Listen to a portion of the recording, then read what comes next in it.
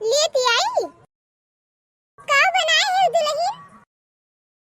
दाल चावल पापड़ रोटी सब्जी और धनिया का चटनी। दुल्हन, धनिया तोहरे पति का नाम हुए और दोबारा देखियो ई नाम ना लियो।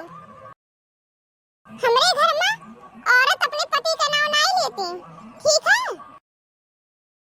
ठीक है अम्मा। और